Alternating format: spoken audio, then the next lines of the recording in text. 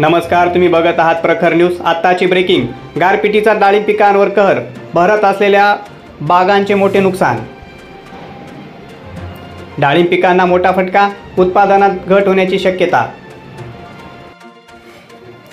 आज दुपारी अचानक आलेल्या गारपिटीमुळे शेतकऱ्यांना मोठा फटका बसला आहे। विशेषतः बहरत असलेल्या डाळिंब बागांचे मोठे नुकसान झाले आहे। डाळिंब फळांच्या झाडांवर फुलोरा आणि फळे भरलेली असतानाच गाराचा मारा झाल्यामुळे फळं गळून पडली आहेत आणि झाडांचे मोठे नुकसान झाले आहे।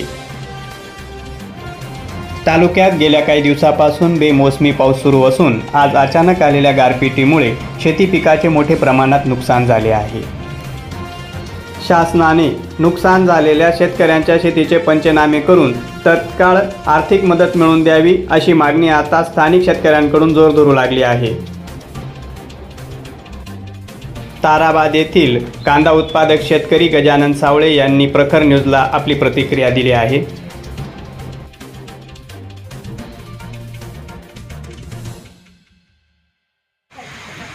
गेल्या 4-5 दिवसापासून नाशिक जिल्ह्यातील सडाणा तालुक्यात ताराबाद, पिंगळवाडे, सोमपूर, गोळवाड, मुल्हेर इथे अनेक ठिकाणी गारांचा मुसळधार पाऊस झाला आहे। शेतकऱ्यांचं अतोनात नुकसान झालं आहे।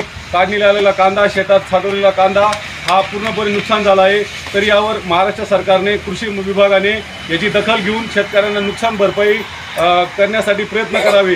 तसेच इतर अन्य भाजीपाला, टमाटा, कोथिंबीर, मेथी यांचंही अतोनात नुकसान झालं आहे। तरी शासनाने त्वरित त्यांचा पंचनामा करून शेतकऱ्यांना नुकसान भरपाई करण्यासाठी मदत करावी। ओके।